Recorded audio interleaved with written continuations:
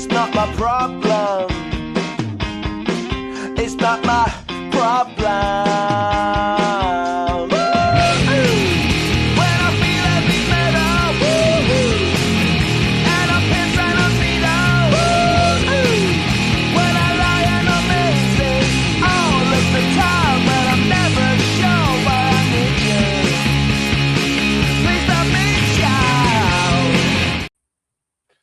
All right. Welcome to the Prospect Podcast. I'm Coach Human. I am here, as always, with Coach D down in my lower left corner today, and we have a fantastic guest, head coach of Immaculata High School, Coach Columbo, Coach Mike Columbo, which we're really excited to have him on and talk some football with Coach.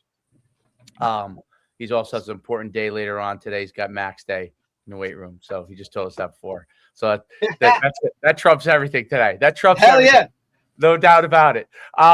Coach has had an extensive career. He's already, I believe, in New Jersey Coaches Hall of Fame, spanning I think 38 years as a coach.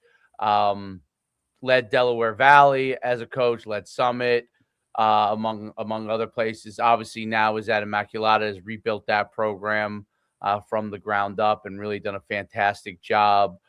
With that program. I've had some really great years the last few years.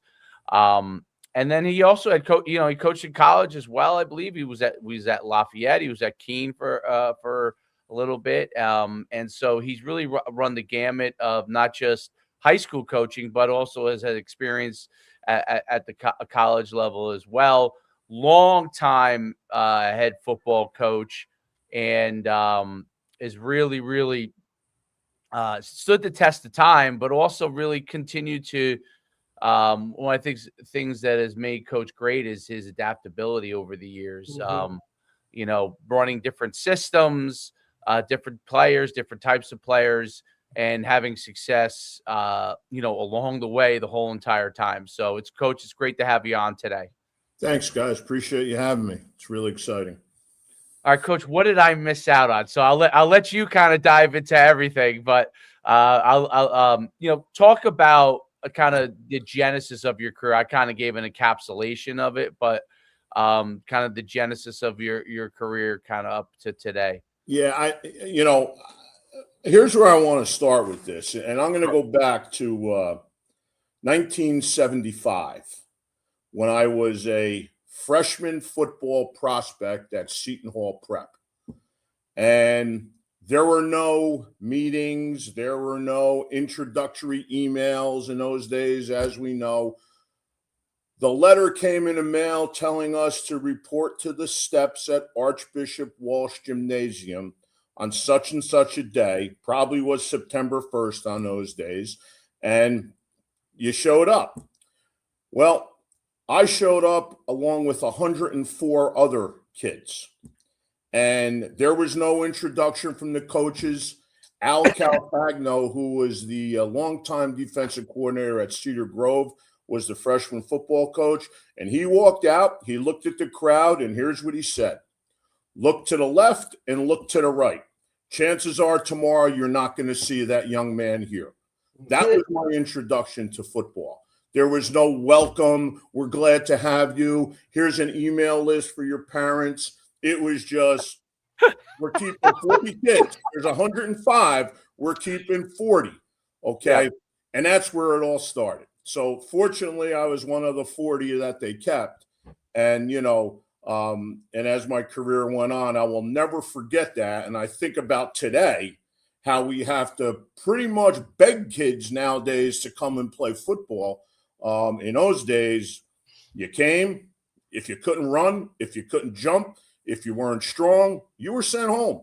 There were no parent emails. There was nothing like that. It's just the way it was.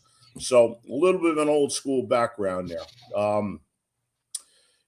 It started out after college. I took a job as an assistant coach with Flip McGuan at Whippany Park High School. And I really learned the game from Flip. He's one of the great coaches, been around a long time.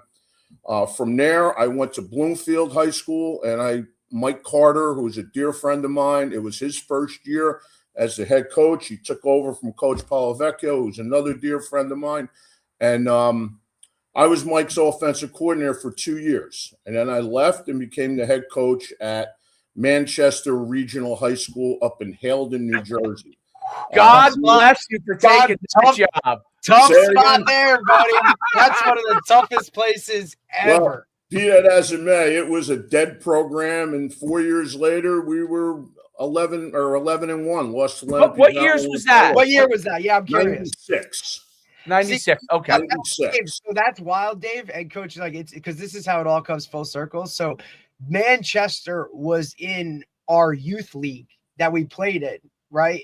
Butler, Lincoln Park, like their youth program always played, like we played them. And it was, hey, that's the group I lost to in the Super Bowl of my 8th grade season. But like, always knew that after 8th grade, you'd never hear from those kids again because they were going to Manchester region. And I was 29, 28 years old, wherever I was, and that was the job you took. Yeah, why not? You try to make the place better, and we did. And from there, I went on to Summit, and I was at Summit for 4 years. And my personality and the town of Summit's personality were different. Okay, it really was. And that was not a great mesh for me, although had some great relationships there and some great, experiences. Then went on and coached at Kane, then went to Lafayette for a couple of years. And then I went to Delaware Valley, and I was there for 12 years. Stepped down at Delaware Valley because I just felt that we couldn't go any further. Every year we get to the semis or one year we got to the finals there, but and you guys well know this, we'd always meet up with a Manasquan or a Rumson or a team like that. And, we just couldn't play with those guys. So, I stepped down, went back to Kane, worked for Danny Garrett as the O-line coach for 2 years, and then came to Immaculata as a retired teacher. And now I'm here. This will be going on year 9. And it's been a great run here for me. It's been a nice change up. I think the Catholic school situation is a little bit different. There's, just a little more freedom to do things. And, it's been a nice career. So, I guess I'll be starting year 39 this year. So it's been a long haul, and it's something I'll always cherish, no doubt. No doubt. It's amazing because you've been at places that are very different from each other. And I think that's a unique test to like I said, like even though you're an old school guy, you're adaptable. You've been able to adapt to different environments and different places.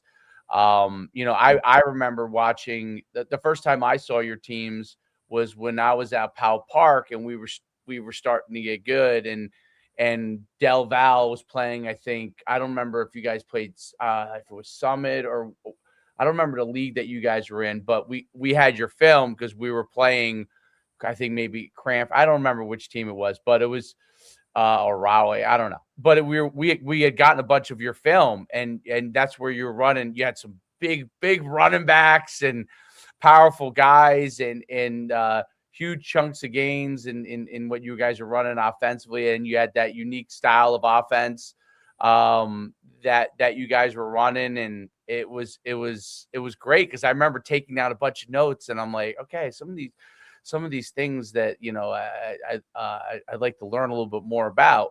But I remember when you were at Del Val and you built that program up, because I always said that's a place that could go either way. You know what I mean? And what you did at Manchester is unique because I went to Saddlebrook High School. We were in a BPSL, and Manchester every once in a while would have some great, a guy like yourself would rally a team together, and I played some of those kids. There were some athletes there. There were some athletes there. Yeah, I mean, we had, if you guys remember, St. Joe's Regional at that time had a running back by the name of Cooper Rigo. I don't know if you guys recall that name or not. Yep. I do. We had a running back at Manchester, and we were a strict wing tee team back then. And our fullback was a young man by the name of Caleb Patterson. And he was second in the state in scoring and in rushing to Cooper Rigo. Again, a small school, virtually unknown, but he was a great player for us. And we had that 3-back system, and we were doing something at that time. The wing T was still an in vogue offense. A lot of people were running it. We know now as time has gone on, it's gone away a little bit, but we ran it, and that's all we did, and we got pretty good at it. And I think that carried us, and it helped us play with lesser athletes, although we always had an emphasis on a strong offensive line and those things. Fast forward to Del Val now. Del Val is a unique place. It's a great place. It's out in the country. And we always had big, strong linemen, kids that baled hay on the weekends, literally, all right, lived on farms, things like that. And we didn't have the greatest of athletes, but we had tough kids, hard-nosed kids. It was a wrestling school. We had wrestlers that played football. And, we adopted the single wing, and it was great. And I always said this, that was a Del Val offense. It worked for Del Val with the type of kids we had. And I'm talking the old school 1940s spinner series, all that stuff. And, it was great for us, and we ran it right up through. And then when I came back to Immaculata, I went right back to the single wing. And then I found a little bit of a problem with it, in that at a Catholic school, you're in a little bit of a different situation where you have to bring kids in. And a lot of kids nowadays, and even going back 10 years, what do you mean, coach? I got to be a wide receiver but put my hand down in a 3-point stance? I said, yeah, you do. So what happens is a lot of those kids don't want to play in this kind of system. I had a really good quarterback that year, and we adapted the normal spread concepts that everyone else does. And I ran it for 2 years. I didn't like it. It just wasn't unique. So I went back to running a single wing, and we've been running it ever since now. And, we've run the ball for 6,000 yards in the last 2 years. And, it's something that fits us. The fact of bringing kids in that don't want to play in that offense right now, I don't care. I want football players that want to play in our system, that are going to do what we ask them to do. And all the flash and, the hand signals and the hurry-up offenses, that's what kids want nowadays. Why? Because that's all they do in 7-on-7. We don't do that here. We just run it. We run it hard, and we beat you with play action. And it's been a really good thing for us over the years. So kind of the evolution was, let's do it based on who our players are. But then I just said to myself, and as a young coach, young coaches have to understand, you have to be who you are. You can't try to be someone else. You have to have a faith in what you do, run your system and believe in it, and try to fit kids into what you're doing. Now, there's a couple things you want to tweak, get some kids out wide, throw the ball. You can do that, but you can't dabble in a gimmick offense. In other words, if you're an option team, run the option. Okay, if you're a single wing team, run the single wing. If you're a wing T team, that's what you should do, not grabbing and choosing from things you see on TV and things like that. And I think when you do that, you have success overall. But more importantly, guys, I think you define your program. And I think that's what we've done here. We've defined who we are now. We're looking for linemen. We're looking for running backs. If those are the guys that we want to get here, this is the place for you. So that's kind of a little evolution of why we did what we did. I think that's a very important point, especially for young coaches to understand that, because they look at stuff like, you could get any clips you want on anything now because of the internet. You can get you can get anything on anything you want, and you get it all broken down. But it's easy to go and say, okay, I'd like to run this, or I'd like to run that. But it's important to understand, does it fit with what you're doing? So if you and that's one of the things I think is wild with so many of the things that goes on. Like, for example, I use this as a great example. Like, everyone always tries to say that Mike, the guy who was the the Dolphins head coach, McDaniel, is such a genius, because he dials up like one play a week that goes up touch for a touchdown. but he loses the game. So Mm. my point is this, like, if you're spending so much time to dial up one touchdown and you don't have a system that fits into what you're doing that integrates with the whole entire offense, if we're talking offensively, but obviously the same thing goes for defensively too. But if it doesn't fit the puzzle, then it's just I think of those as like one-off trick plays, right? Because you're using that as a play at a time in the game in order to catch a team. But if you're spending an ornament amount of time on that, you're spending much less time on things that can help you execute throughout the game. And I think I think your statement is really good, because young people just think that when they see that all, and when you obviously, I would say this, when you watch a play, no one puts up the play when it gets stuffed. You know what I mean? For Right. zero, right? They put it up when it hits for a touchdown. I mean, it wouldn't make very good teach tape.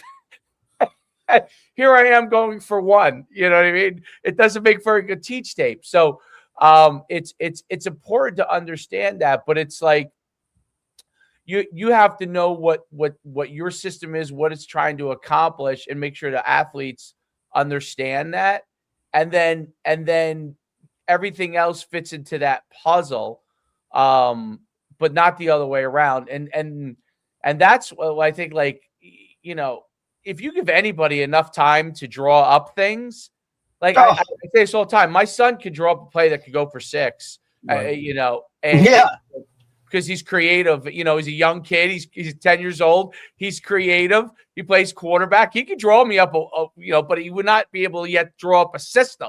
You know what I mean? So, and I think that's a really, really important point. Talk a little bit about when you construct the system that fits, you know, the team that you think you have. How do you go and construct that system? What are the things that you think are important fitting that into what your team has? Well, for us, David, and it all starts up front for us. And you know, we are going to make sure that our kids up front are athletic enough to do the things that need to be done in this offense. So, for example, we run 0 zone scheme, 0. Okay, we just don't do it. Everything we do is double team, all gap scheme, double teams, down blocks, kickouts, lead throughs. And we have to have our linemen that are athletic enough to be able to do the things we're asking them to do in terms of pulling, kicking out, wrapping, you know, double teaming and coming off the linebacker. So we start with that, you know, and we include our tight end in as one of those guys, okay, because he's a guy that has to be able to do all those things. And then for us, the quarterback is an important part of this. However, he's not as important as a quarterback would be in a spread offense. All right. The important guys that need to be coached very well, besides the offensive line, are the running backs, because it's a 4-back system, including the quarterback in that system.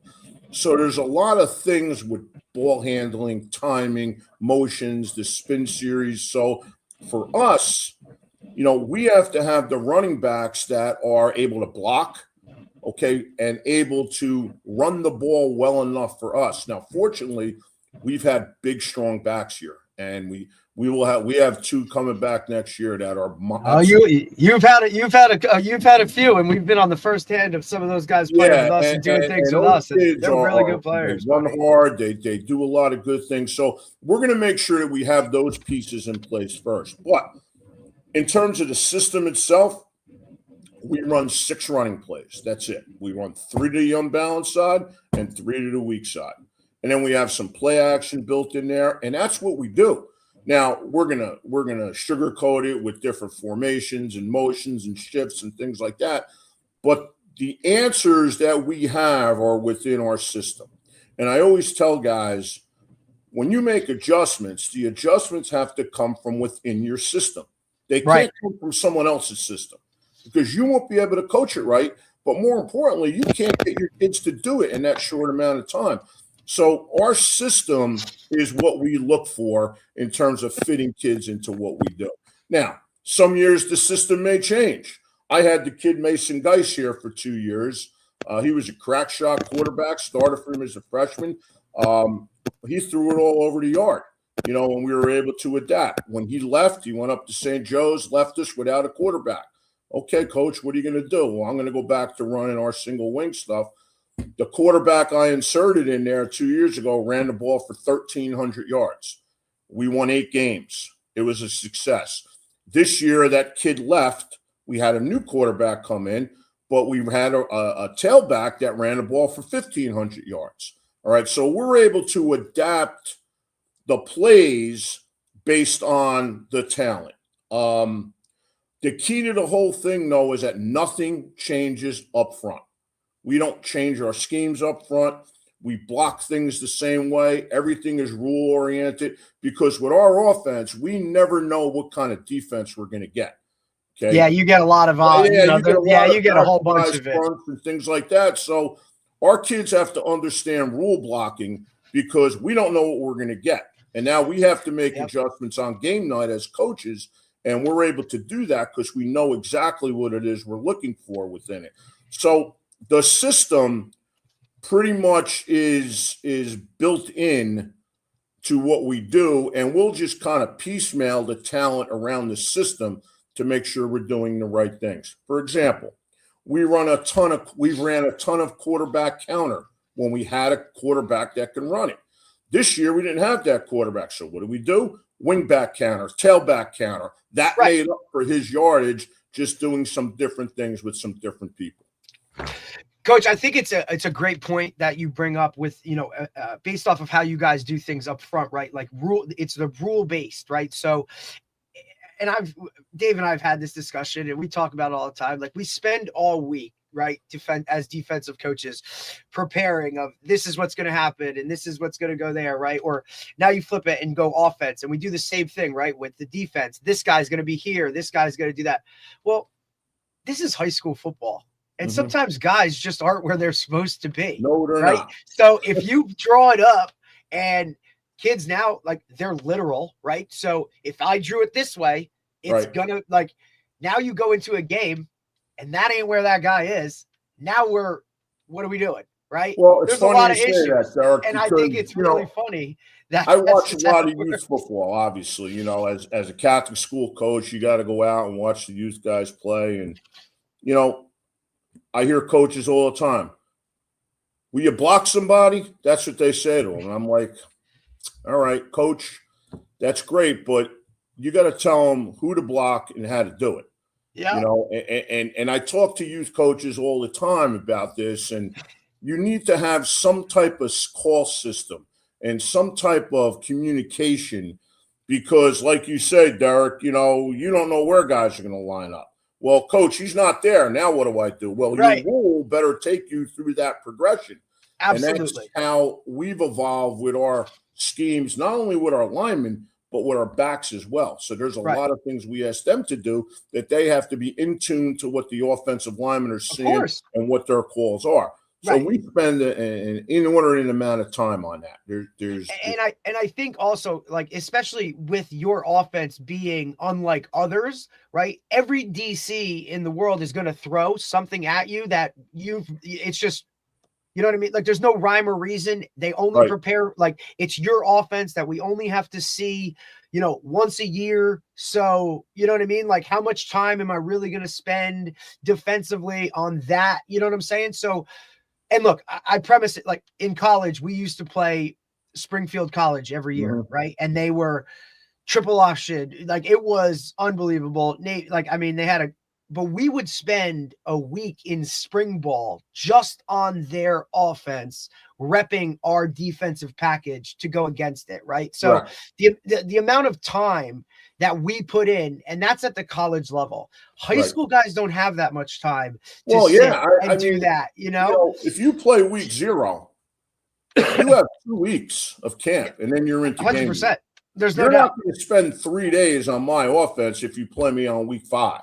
Correct. There's just not enough time to do that, right? Which I think is an advantage for us. You're no doubt. it's funny because when I say single wing nowadays, people think it's the wing T. They don't even know what it is. No, they don't. It's They Dave. don't, It's because Dave. not You for see it a anything, lot too, right? Guys are they just have no clue. They're 30 years old. They're 35 years old. Some of these guys, they don't know what the wing T is. They don't know what the single wing is, and it's very difficult for them to prepare for it in 1 week. And I think that's been an advantage for us, no doubt. Well, when you ask every guy what offense they run, everybody just says, "Oh, spread, oh, multiple." Right. Like, I don't think most guys can even put themselves into a category, nor do they. I look at a place like Point Pleasant Borough. Now that's different. Tremendous football program. Okay, Coach Staub does a great school. I know they don't have great athletes there, but what they have is a system, and they have tough kids. And they win every year. That guy does a fantastic job. Yeah, Coach Staub is unbelievable. And I always say to myself, why are they so good? Every year they are outstanding. And it's what they do and how they do it. And I'll tell you what, Coach, about being fancy and he doesn't have 3- and 4-star kids. He's just playing hard within his system. They're tough. They're nasty. They run it from the time they're young. Run it at the youth level. So and you know what? Like, I know even with all the winning that gets done there, like, there are people that aren't happy about it, right? Because it's not flashy. Because it's not what they see on TV every Saturday and Sunday. 100%. There's no doubt. Well, the bigger part of it is always that I think if parents probably look at it like, if my kid doesn't fit in there, where do they play? Because they don't understand it. So they don't understand the system. And they'll go, how does my kid fit? They don't understand what the spread Navy option is. Like, when they look at it, parents are looking at it and they see 2 wings. They don't, exactly what you said. They don't see it on TV, right? They don't see, or very often at least.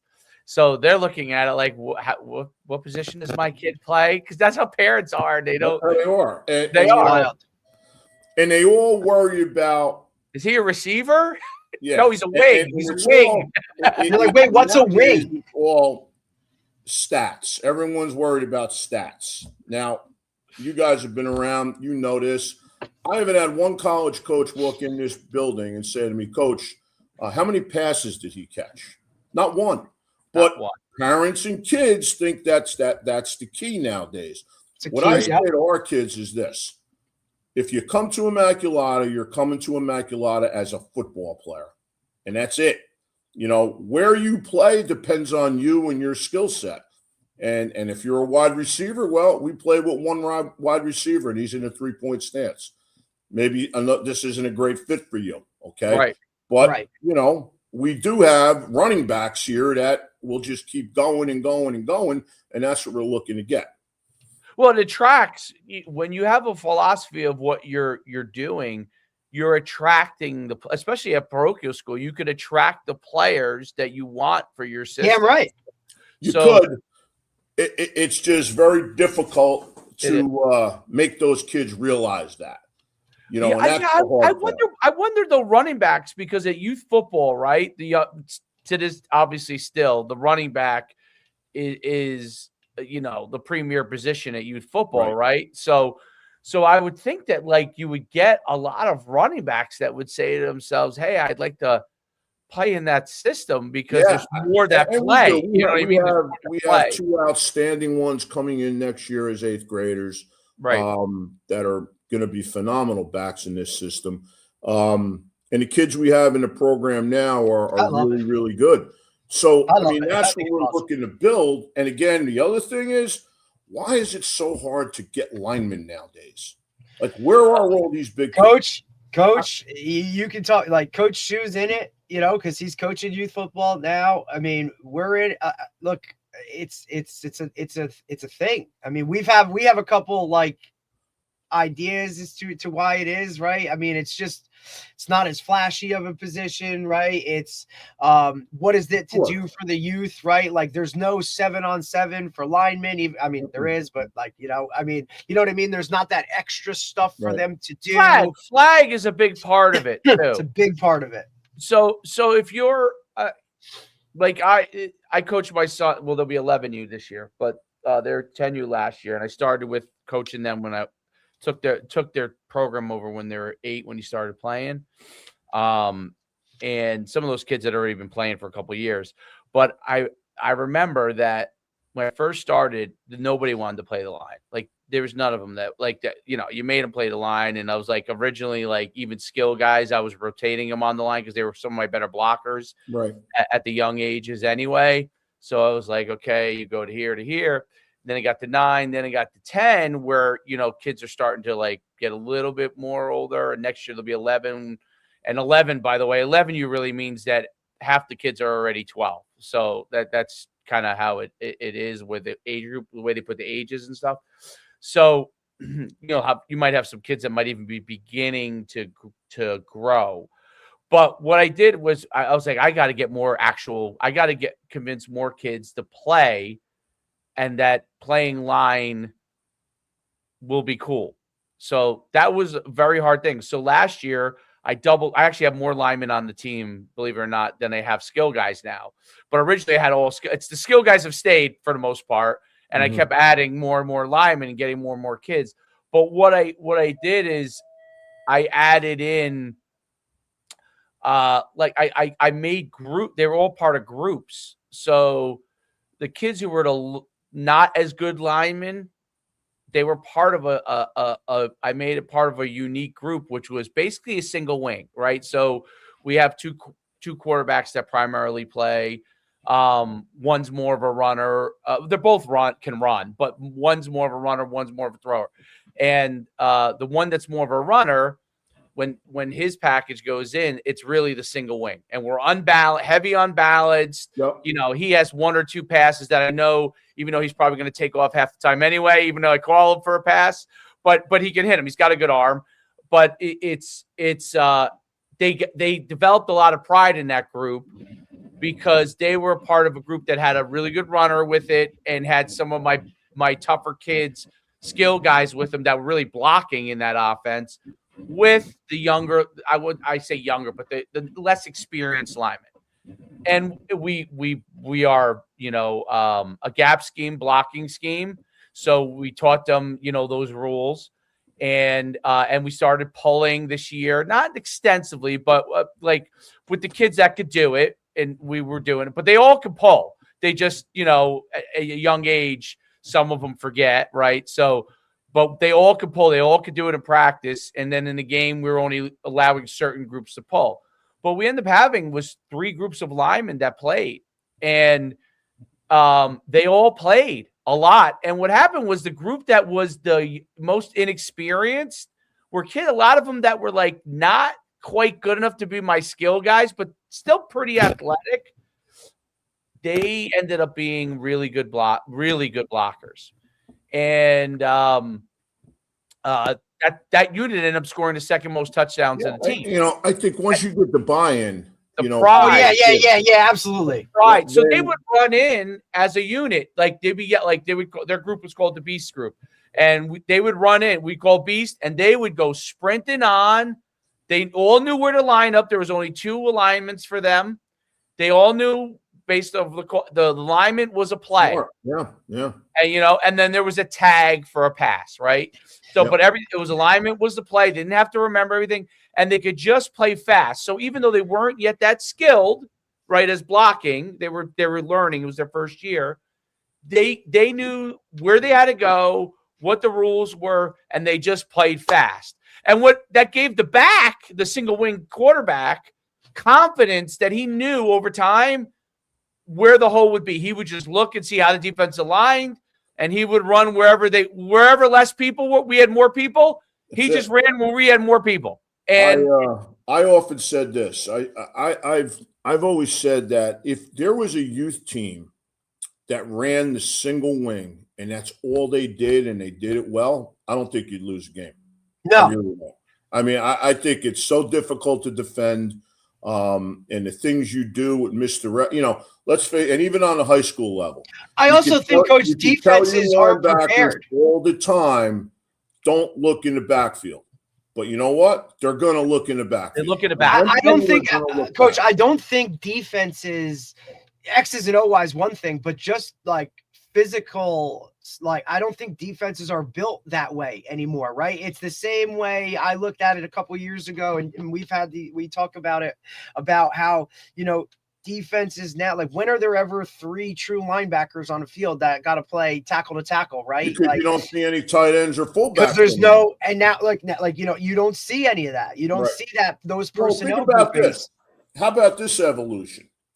We used to call a 50 defense the 5-2. Yeah. Right? Now we call it the 3-4. Yeah. What does that tell you about the evolution of football? It's gone from guys with their hands in the dirt to guys standing up in space.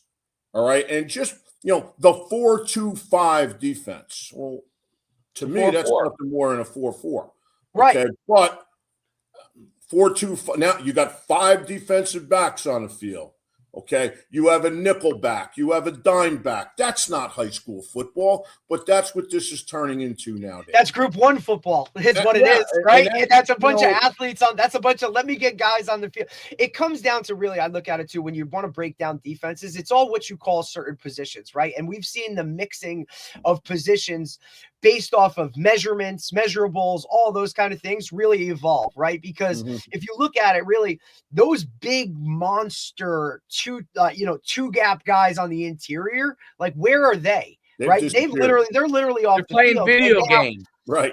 Everybody, like, you've taken those, I guess, those rush guys on the outside, and they've become the interior guys, and the outside linebackers have dropped down, and now your safeties have become linebackers. Right. And there isn't a lack of big people. Okay, because at least I don't know. I live in a big town, so Middletown's a very big town. So my town might be different, and Derek lives in a big town too, so it may be different. I don't see a lack of big people. What I see is every time I see a big kid, okay, and I happen to get more than other people, but I always say, like, I'm a former high school football coach. I understand what I'm doing. So if I'm coaching at the youth level, I know what I kind of think about it from a high school standpoint, where to put the pieces and stuff. I'm not just trying to survive for the next week, where some coaches, I feel bad for some of those youth coaches. That is what's happening to some of them, right? And that's not always their fault. Just having played some of these teams, there are guys that are just like, where are the kids, type of thing. Right. And, but what I think it is, because I'll always go up to, like, in my town, wow, that kid, where do you live in town? Oh, you could, well, how come you don't play football? Oh, we don't want him to play. You know what I mean? I'm like, well, where does a big, like, is he wrestling? If he's wrestling, okay. You know what I'm saying? He's a big kid and he's wrestling. Right. I get it. You know what I mean? Or you're like, what is he throwing shot put or something? There's not that much junior track as much as it used to be. So so what is a big kid doing? You know what I mean? What do you have him doing? Well, invariably, they have him playing a sport like soccer or something that he's not going to have much success in, right?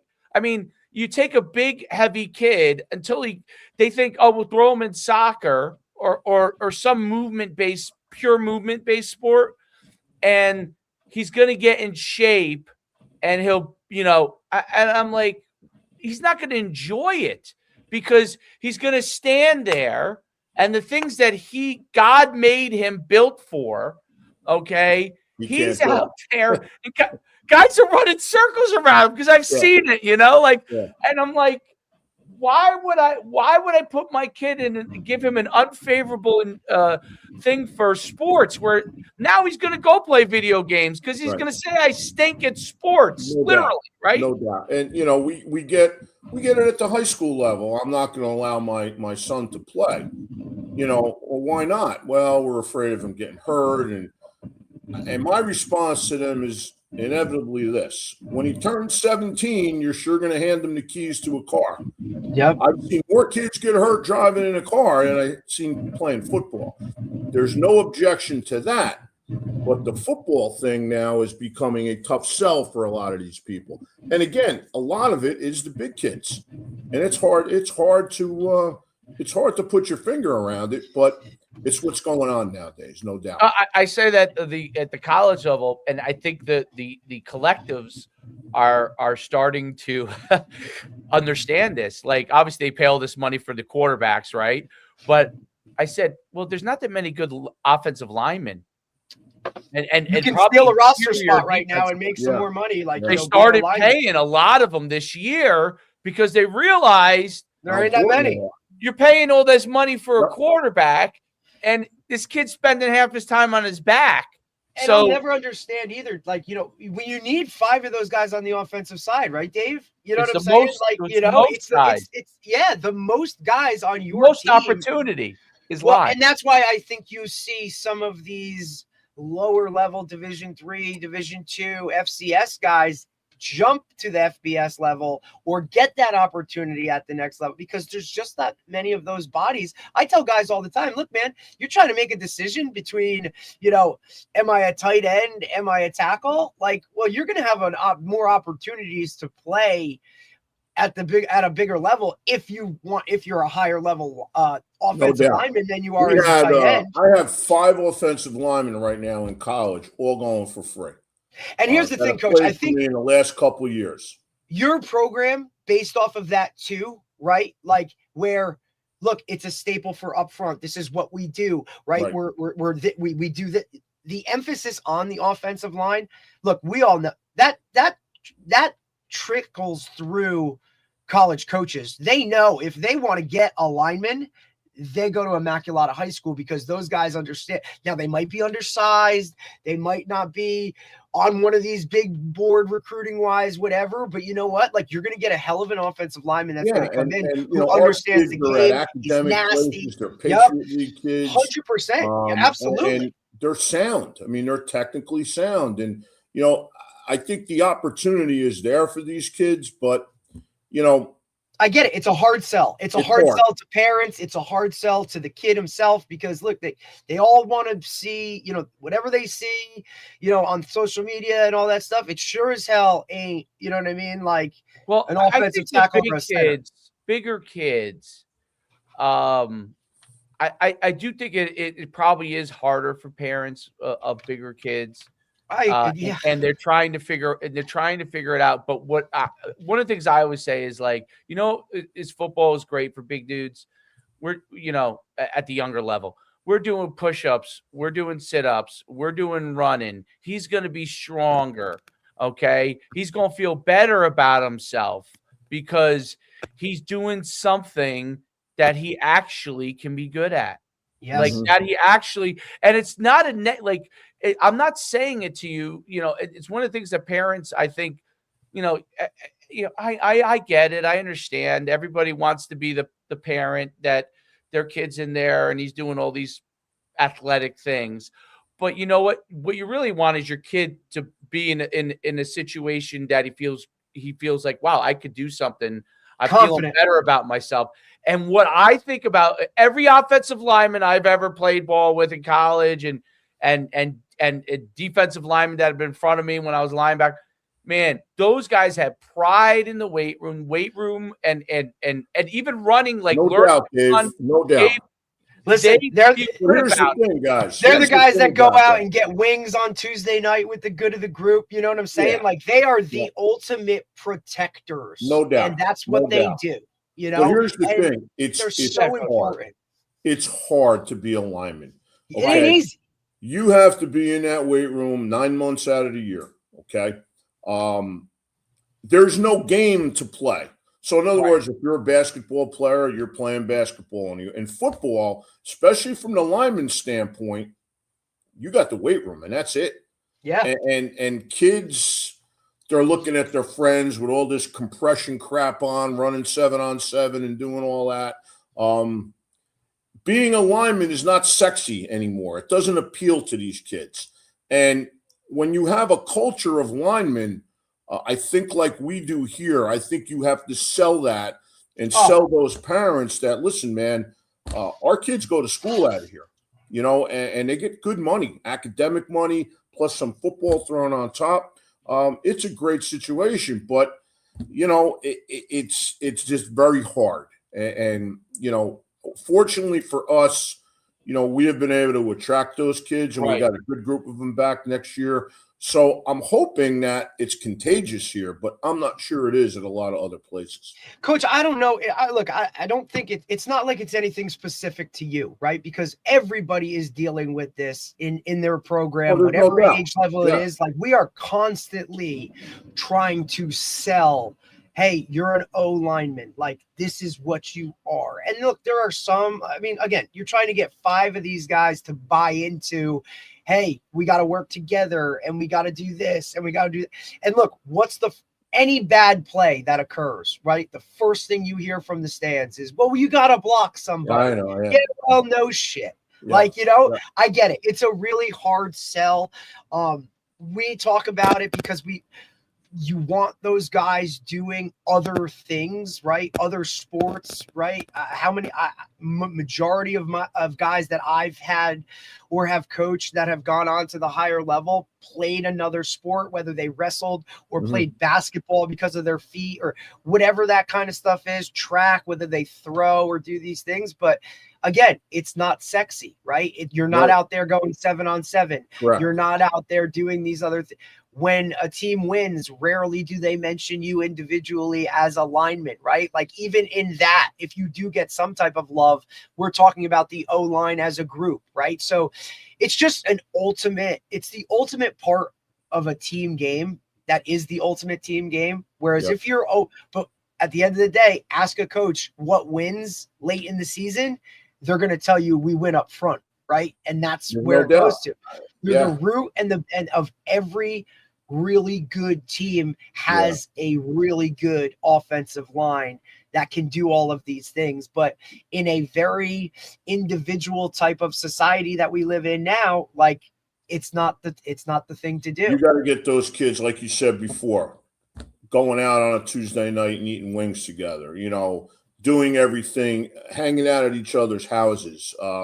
That's it. It's not sexy. Part. It's not big. It's just that's the buy-in. Great coherence with these kids, and what ultimately. Again, Coach, you talked about communication up front being important. Like, those 5 guys need to know, like, hey, I say this, that means you got to stay on this double with me until now I say this, now you can release and go get that guy, right? Like, no doubt. And think about it within a practice structure, right? Because I don't think a lot of people understand how high-level programs run practices. Those guys are an individual forever. Like, I'm doing my special team stuff. Dude, those guys are over there. Once we kick an extra point and go field goal, like, majority of those guys, you're over for an extra 15, 20 minutes of individual. You're together as a group without those O-line coaches. No, your skill guys are running 7-on-7. Hell, we used to call it lineman land. Yeah. Like, you guys go over lineman land. Even in college, for Christ's sake, they weren't even on the field. They were on their own area of go push the sled, go do this. Oh, field goal. Okay, run on over. Okay, now we're good. Go on back, boys. Yeah. Like, it's a different type of culture within a culture. How we've kind of structured things here. We want to build it from that standpoint, with our linemen being first. And I think that's the mentality of our kids. And, that's how it's going to stay here. There's no doubt. To me, one of your biggest hires on a staff is your O-line guy. Like, he needs to be he's got to know schematics. He's got to know kids. He's got to understand how to get buy-in. He's got a development, right? Because look, that undersized freshman is eventually going to be the starting guard. So you know what? Like, you got to get him ready to go, right? And also the whole center, guards, tackles. I mean, I've been with some line coaches that the start of individual is all 5 of those linemen throwing back a snap, just because, God forbid, just in case, someone's got to be able to do it, right? So I think that the cohesiveness, the learning of positions, all that stuff. Getting a great line coach, and I don't know whether you feel like you do or you don't, but getting a great line coach can be difficult. Like, I found that, like, there's no doubt. At the high school level, when I didn't feel like either my line coach had to learn, I just, I would just say, hey, listen, I'll take one of my other, because everybody wants to be a skill position coach, and have them work with the skill guys, and I'll go to the line and help that guy until he gets to a certain point and that might be a whole season, depending on where he is and how. Yeah. But I felt like even when I started doing the youth level, I went from coaching the skill skills, kids. the I do the line. I do the line because I feel like, you know what? How are you going to get youth kids to become good linemen, right? And want to be linemen? And this is youth is obviously different than high school, but how are you going to say to kids, go play the line, and then you as the head coach and in youth, I'm going to go throw with the skill guys. I'm going to go over there with my son's quarterback. My son's quarterback, right? I'm going to go hang out with my son at the quarterback position. I go and coach the line with the two other guys that have kids that are on the line. It's awesome. So because those kids realize, hey, you know what? He could be over there doing that stuff. He's with us. He wants us to get better. And I think, honestly, first of all, I have to say, like, I was a skill guy, obviously, but I love the line because those kids, to me, are always. I thank DJ Nymphius for throwing me into it many years ago. He needed a line coach, and he was like, "You got to do the line." And I was like, "I've never coached an offensive line in my life," and he's like, "You'll figure it out." And by golly, it was such a great time. I learned, and obviously, I would go to him if I had questions about certain things. But I figured it out. Like, he told me what his scheme was, what he wanted to get accomplished. And I figured out how to block it, and obviously went to clinics and stuff. But it was before you could get everything accessible. You know what I mean? I really had to figure it out. Like, oh, and to me, I think like job opportunity too, wise Dave, right? Like, you're talking a job. Like if whether you have to tie, oh, hey, you're the old line coach, but you're the run game coordinator, right? Like, you got to spice it up or make it appealing for those guys. Well, it's just all young coaches. Should have to do it again. If they want to have longevity as a coach, goddamn right. You better be a line coach. O-line, D-line. If you have to do both sides, because if you do, like, you'll always find a job. The head coaches, I think, have to understand offensive line play. And if you look at how many guys that are high level coaches that are right coach, like that are O-line background, right? Mario Cristobal, right? Like, there's a ton of them. O-line background. Majority of, because you gotta have 5 guys, and you gotta figure all that out. A lot of head coaches have that offensive line background to them. See, I've coached the offensive line every place I've been. As the head coach, I still coach the offensive line. I will not give that to anyone. What I do is I take a young kid with me, and he's my assistant O-line coach. And I had one past couple of years went on. He's now the head coach at Brearley, David Brearley. And he learned all the stuff we do here, the terminology. He never played O-line in his life, and he took all that. Now he's coaching the O-line at Brearley, and as the head coach, and he learned that system, and that's a great thing. For me, I played it in college. I've coached it everywhere along the way, and that's something that personally, me as a head coach, I would never ever give that up. Okay. Which is also great for you on game day, right? Because now game day, when you can kind of you can switch it and say, okay, I got to be a head coach now. Guess what? This young guy's with me. He's capable of, okay, guys, get to the bench, go to coach, let me get go. on the video. We have the TV screen, and we get you got all the bells and whistles, coach. The whole deal with it, and it's nice because I don't have to be there because, like you say, as a head coach, you got to be managing the game and still keeping an eye on what's going on defensively and kicking game wise. So it's nice to have a guy that you can send with your guys and talk the terms,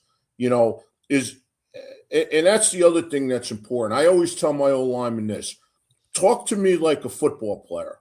Don't tell me the guy's on my shoulder. I don't want to hear that. Is he a 3 tech? Is he a 4-eye? Is he a 2? I want you to talk to me in those terms. And we harp on that from the beginning here. We make sure that these kids understand the difference between a 9, an 8, and a 7. They know the difference. What's a 5? What's a 4i? They need to know that because we need that feedback, back. Nowadays, we have the drone, we have the TV screen on the sidelines. We could see it, okay? But in the old days, you had to have those kids give you back, their feedback of what they're seeing. And again, has to be a smart kid that can do that. And Coach, that they're sending 2 guys at me. No, they're not, buddy. Like, no, they're not. Like, Coach, I got him. No, you didn't. Yeah, Really, that's a great point with offensive linemen on that. And I think the same thing with you being involved and being there as the head coach with the offensive line is the diagnosis in game of what happened. So the hardest thing I think I found with most coaches is that they're spectators during the game. Okay. Yes. They do a lot of spectating, yes, cheering and being excited is part of being a coach, but they do a lot of spectating, meaning they're not watching the game as to good or bad, diagnosing what the issue is, right? So coaches who learn, I mean, you're obviously an expert there, but who understand offensive line and defensive line play can much more quickly diagnose when there's an issue that happens, because everything starts from the front and then it goes from there. It goes outward from there and backward from there, right? No doubt. So, but that quickly in game, because you're calling a play really quickly, right? And so if you're calling a play, whether you huddle or you don't huddle, you have to have the play that you're thinking you're going to run. You have a couple of those in your head or on your sheet that you think you might go to next. And if something happens, and being able to diagnose that quickly could affect that next play call or 2 play calls down the line, and being able to get a real answer either from yourself or from one of your coaches or the player before you come off. Because the worst thing that all the technology is phenomenal, right? Because when they come off, now you can go through it, right, and you can make those corrections, which helps you for the course of the game. But in the heat of the battle, in that particular drive, that can change the game, right? That drive right there, and being able to diagnose those things on the fly. Talk about how you think about that process when you're in game and what you want your guys to be able to understand. We look for bubbles. Okay, we're always looking for bubbles, and again, we have a very I'm not going to use the word intricate, but it's a pretty involved identification system of our front seven. So we'll identify the backer structure. The center will make that call, and then our guards will make calls based on shades on them. And those calls trigger how we're going to block things. So for us, because as I said earlier, we don't know what we're going to see. So we have to have that call system that is going to carry us through anything we see. Now, for us, I know this. We have an unbalanced side and we have a short side. Well, where are there less people? Okay. Well, if there's less people, that's where we're going. Okay. And that's what we try to look at. It's not hard. The techniques and all that, we try to get that covered within our call system. But I think the best way, guys, to get this done, what are you doing during the week to prepare them?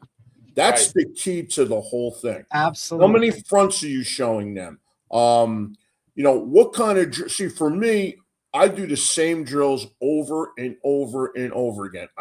Our kids can go out without me and run the drills. That's because we do them constantly. The other thing that's worked for me very well is this. I only take 12 kids with me. That's it, including the tight ends. So why do I take 12? Because sometimes we'll be in groups of 3. Sometimes we'll be in groups of 4. Okay, well, 12 is divisible by both 3 and 4. So now I don't have that kid standing on the sideline or I'm one guy short. Well, coach, what if the kid's hurt? Well, all right, then I'll take one of the JV kids who my assistant O-line coach is coaching and bring him over. And they love that. Coach, give me a guy. And he sends a guy over. and now he fits into the pods of 3 and 4 that we're going. So the organizational factor in practice carries over right to the game. So we are making sure that, we trap and kick out and do all that stuff. Well, when we play well-coached teams, they're not going to let us kick them out. They're going to squeeze hard. So now we got to hook it, and our wrappers got to get around it, and the back's got to be on the same page. You better practice that stuff, because if you don't, and that happens in a football game, you're going to get hurt. You're going to get hurt. So to me, the way you practice it, literally hurt, physically hurt, like and somebody's going to get injured. No doubt. And that's what you got to convey and have it transfer right over into the game. We run an inside run period. We film it every day. We have the drone right on top of it. We run a perimeter run period. We film all that stuff. So now when we meet the next day, that film is on. Look at your first step. Look at your point of contact. And we talk about that all the time. And to me, the preparation, especially with the O-line, is the carryover into what they're going to do game day. And I think that's something people get away from a lot. We will never, ever give up individual time here. The season starts going on. It's getting longer. It's getting dark out, this and that. We got to cut some things down. We'll never cut individual, because to me, that's where the teaching happens. And it doesn't have to be full speed. It could be at a walkthrough pace, but you're talking the scheme all the time. To me, I think that's where the success goes in terms of the transfer over to game day. There's no doubt. And that's a great point too, about that it's not always at full speed, because sometimes when you're teaching, you want them to walk the actual steps. Like, this is where the guy's going. This is where he's going to be. This is where you got to be. And this is where your hand placement has to be. And those kind of things. I think it's that's where all the magic happens. I'm curious as far as with your program, because you guys are in the B, right? At Pro. Yes. Okay. And so that's considered like the small. Is that considered the smaller? I'm still trying to figure it out. There's no rhyme or reason. You got the top okay. 8. The 8 If are in you the want A, to and then call everybody else. Catholic and Right. DePaul and Red Bank Catholic small, go right ahead. But Yeah, you want to call those guys a lesser Catholic is the biggest parochial school in the state, so they can't be small, right? Yeah, So, I mean, and look, and now you throw Tariq Holman taking the job over at Hudson Catholic, like throw another one in. You know what I mean? Like, it's just you have a murderer's row of teams. Absolutely. And, parochial A is parochial A. We all know about that, right? Is there a tougher group than parochial B in the state? I don't think there is. I really don't. When you go down a list of teams that are in there, it's unbelievable. Pope John, Holy Spirit, Donovan Catholic, Paramus Catholic, Immaculata, DePaul, Red Bank. You can go on and on. I mean, that's some tough teams there. So, you have to be ready to go. For us, we went up last year and we beat St. Thomas pretty handily in the first round, and then we go up to Paramus Catholic. We were up 24-20 with less than 2 minutes and a half, and we miss a wide open kid in the end zone for a touchdown. Would have put us up 31-20 at halftime. Instead, the very next play is a strip sack. They go down and score right before the half. Instead of going up 31-20, we're down 28-24, and our kids were deflated. And they came out in the second half, and we couldn't match their physicality, their size, their speed. You're talking about a gigantic Catholic school, and we're a 500-student co-ed institution here. It's hard. Our kids have to play both ways sometimes. So when we're doing that, and now you're asking us to go play DePaul in a playoff game, that's a tough deal. That's a real tough deal. Our schedule next year is, it's brutal. It really and that was is. something I also wanted to bring up with you, Coach. As a parochial, right, it is difficult. I know you're in a division. I know you're in the Super Football Conference, correct? Yeah, we're an independent now, so we've changed our whole schedule. So I was just going to get so as even more so as an independent, finding games, Oh, it's extremely difficult, right? listen, And I don't think people even understand it. no, Just because, I mean, based off of you being a private yourself, right? Now, look, you're trying to schedule teams that are comparable. They're in the same kind of category. You want to challenge yourself, but you also don't want to get the shit beat out of you physically which I'm sure doesn't happen very often, but just fitting those teams into and finding an entire schedule in itself is unbelievable. I don't think people understand how hard that is or how difficult that is. So, and that's before you even take into account some of the logistical issues of, hey, I might have to travel 2 hours or an hour and a half, or play a game on a Thursday or a Saturday night or something off the cuff just to get teams to come in and play us. At the same time, know that our opponents are going to factor into how it lines us up for the playoffs, right? So talk about that a little bit, Coach, just the difficulty in scheduling. We obviously, because I know it's tough. Yeah, we were given 8 games by the Super Conference. So I had to make a decision of, do I want to play 9 or do I want to play 10? Well, I decided on going with 9, and we needed a week 0. Okay, I put feelers out all over the state. When you're a Catholic school, the public schools don't want anything to do with you. Okay, no part of it. And I get it. I understand all that. However, I had to go on the Eastern PA website and advertise for a game. And so I get a call, and I took the game. We're playing Monsignor Farrell week 0. And okay. You know, and then we play St. Joe's by the Sea from Staten Island week 1. And then we travel up to White Plains and play Archbishop Stepanak week 2. And then we got an easy one after that. We have to go up and play Pope John up in Sparta. Okay, Coach, you might as well just get a hotel and play.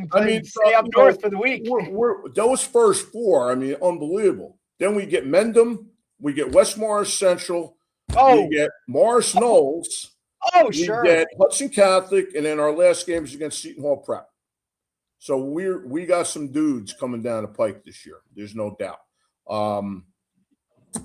I think that's why Coach, you want to play those games. You want to play against those people. But for us, you know, we got our work cut out for it. But that's the way we want it. We want to play those people. So are you a multiplier team, Coach? Get to that level, you got to play those people to get to that level. It's a great point. That's where we are right now. Great point. Are you a multiplier team, Coach? We are not.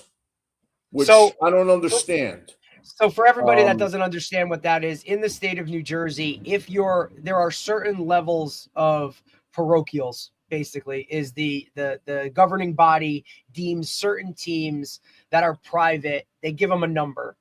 And if you're a public school and now you go and play one of these private school teams, you get a multiplier or a number of extra power points that can now help you regardless of win or loss. And I believe there's 3 tiers to it, right? Your Bergens would be your biggest, and then it kind of trickles down from there. So I was curious as to whether you are, because that helps a little bit in scheduling a public. Schools. Yeah. Now, correct. Not to be controversial, but that's what we like on this show. This because how you're not, I don't know. I was told that because we lost to a public school, that we cannot be a multiplier. Well, St. John Vianney is a multiplier. St. John Vianney lost to 3. Yeah. Okay. St. Thomas lost to 2 public schools, and we beat them. They are both multipliers. We're not. So I'm not sure I understand the reasoning there, but that's what I was told. So that's all right. Look, I ask because for me as a public, we're now scheduled to play St. John Vianney, and one of the all good. I get it. We'll play whoever. Doesn't matter. That's not our thing. But to have that little bit of a multiplier does aid in kind of telling, when mom and dad want to know, why are we playing a private? You say, well, look, we get a multiplier for it regardless. Right. And when I was on staff at West Orange, we would always schedule a Seton Hall Prep because we knew that multiplier itself was the one that probably put us over the edge and got us into the playoffs. Yeah, regardless. Get you a home game and help you 100%. Which in that league, a home game, in the playoffs when it comes to that is a big deal. But like for you, like you said it right. And obviously, like where I played at Butler, we always played bigger schools, group 2s, group 3s, and we were a group 1. It helped us, whether we won or lost the game, prepare for those playoff situations because we played tougher teams, bigger teams. It sets you up for that. And I know it's a hard argument, right? But it does help. Yeah, we're football coaches. We want to take on challenges.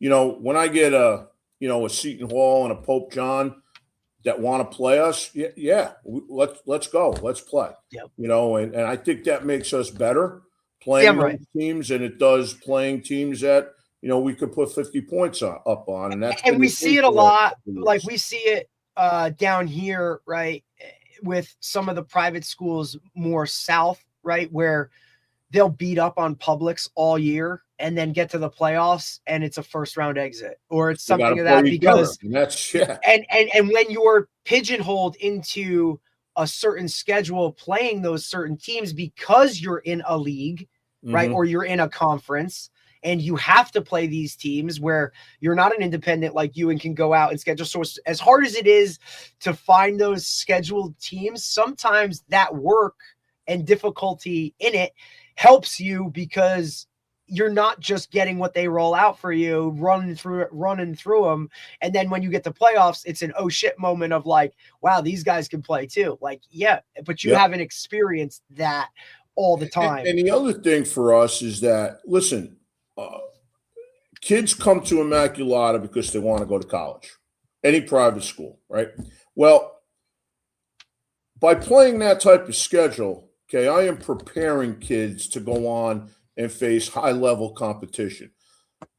The guys that come in our building and recruit, when they look at who we're playing, I mean, hey, these guys are battle-tested. They've been through the ringer. Oh. These are kids we want in our program.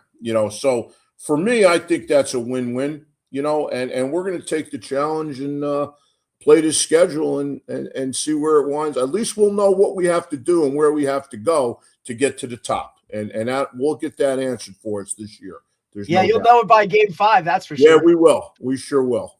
Coach, before we let you go, I wanted to kind of let you dive into how you approach things with your parents, and you start off the podcast of how where they basically back in the day they told you exactly how it is. How have you had to kind of evolve your communication with the parents and obviously being at a parochial school, it's different too.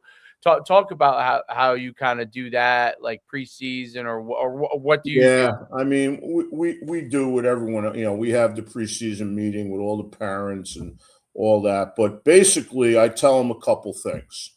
Number one, Mom and Dad, I don't want to hear from you. I want to hear from your son. Okay, because 9 times out of 10, when your son knocks on my door and he has an issue, he and I are going to figure it out. You don't need to get involved. If it's that one time where we can't and you need to get involved, then we'll have a conversation. I'm not going to talk to you about playing time. I'm not going to talk to you about what position your son plays. I'm not going to talk to you about someone else's son. What I will talk to you about is his schoolwork, how he's doing academically, if he has a problem, his college recruitment, those types of things. And basically, guys, I tell parents the truth. I tell them the truth. If I don't think your kid is that level of a player, I'm not going to market him to those colleges, okay? Because here's the thing, and I know you guys are going to agree with me on this. Parents have no clue how good Division III football is. They have no clue. When you go watch a Springfield play or an Ithaca or someone like that, they have no clue how good those teams are. You got to tell the parents the truth. And every kid thinks they're going to Ohio State. We know that. But that's not the case. So to me, I let them in. I let them watch practice. They can't go beyond the fence. I don't talk to them. Whenever they have a need for their kid that doesn't have to do with football, my door is wide open to them. when it comes to where they come in my house and want to talk about what I do, I don't have that conversation, because if you work at an insurance firm, I'm not knocking on your door and telling you how to underwrite a policy. So don't come in my door and tell me how to run the football. All right. And I tell that to the parents.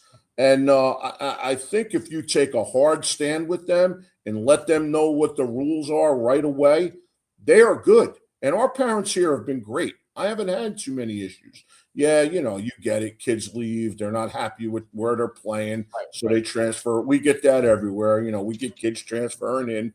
We know that. But I think the more upfront you are with them, the more they appreciate it. The other thing I found, especially here, in the Catholic school environment, is that parents do want discipline for their kids. They really do. That's why they're sending their kids here or to any other non-public, because they want the hardline discipline. So when you convey that on the football field to them and make it an extension of what's going on in the school building, I don't think you have any problems. So we've had the hardline kids a lot, and I have had the parental support every time I've done that. And they've always been, Coach, you do what you got to do. We understand our son made a mistake. And I think you could deal with those people, but it's the other parents that, Coach, my son's not getting the ball enough. How's he going to go to Ohio State, in your offense, which I'm telling you happened to me last year. And the kid transferred and went to another school and got the ball less there than he did here. But that's what we're not always greener, Coach. It's not, grass is not always greener. That's what we're dealing with in today's society. So again, set the rules, tell them the truth, and your credibility as a coach has to mean something. And I think when you've been doing it a long time, when you say something, it kind of matters to them a little bit. So that's important. If you're a younger guy, you got to build that. You got to build it. I think that's a great point. I saw this, actually, I saw it on TikTok. There's like a basketball guy that I follow. He's a former college coach. But one of the things he talked about is really interesting. He talks about, I hear all the time parents say, my kid needs to play this or needs to play that position. And he says, if you take Damian Lillard or LeBron James and stick him at center, would he have been fine on the high school team? Absolutely, he would have shined. If you stick him at forward, would he have been fine? Yes. Would you stick him at? So the great players are able to adapt and play in any role that you need them to play. Right. And you don't always know what the system needs or the system dictates within what a coach is doing. And if your son or daughter is a good enough athlete and wants to be great, they will figure out how to make the best out of any kind of role that they have, and then they will shine. And I think that that's a really important thing. It's for parents to understand. It's not always the situation where you walk in and you're granted this opportunity.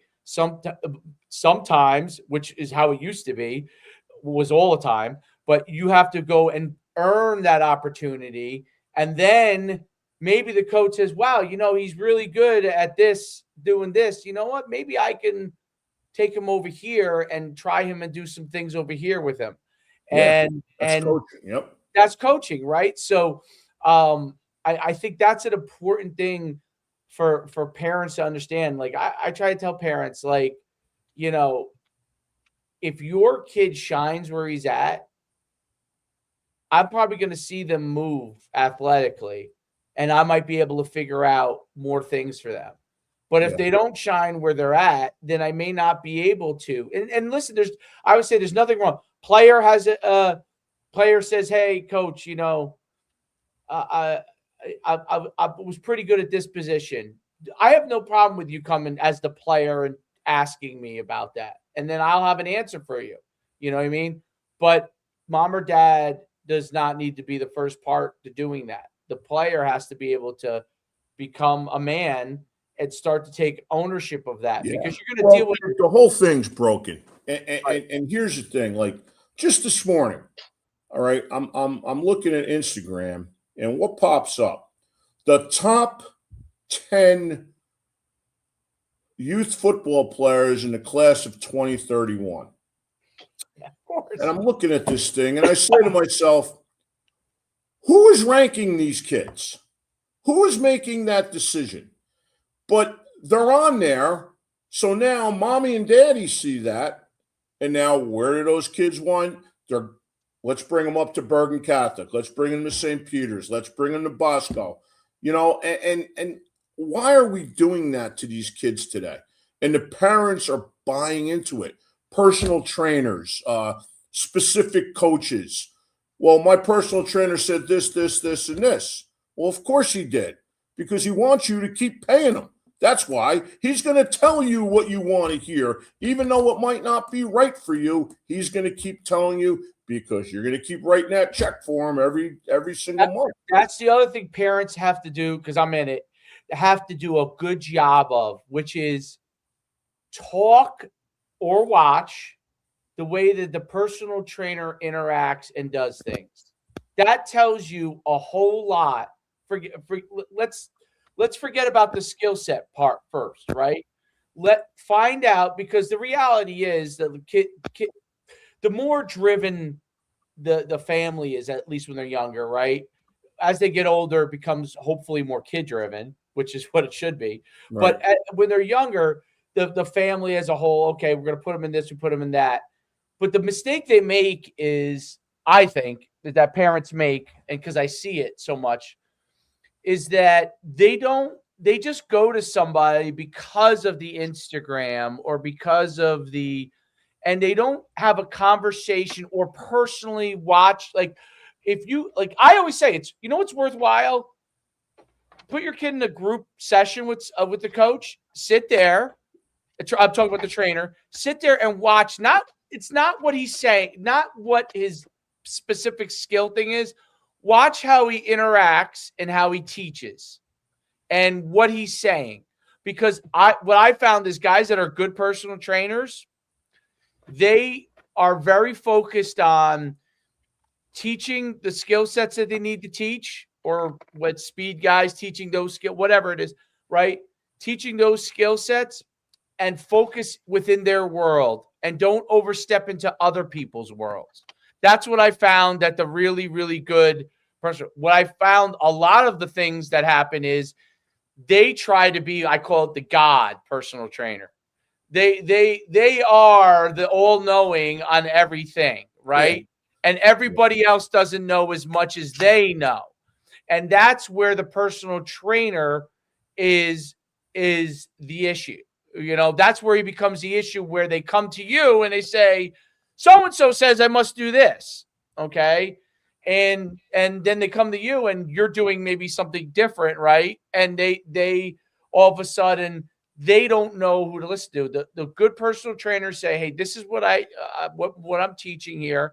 When you go and play for XYZ coach, his system or her system, right, is going to be what it is, and you have to be able to adhere your skill sets to what they need you to accomplish, because otherwise you're wasting your time.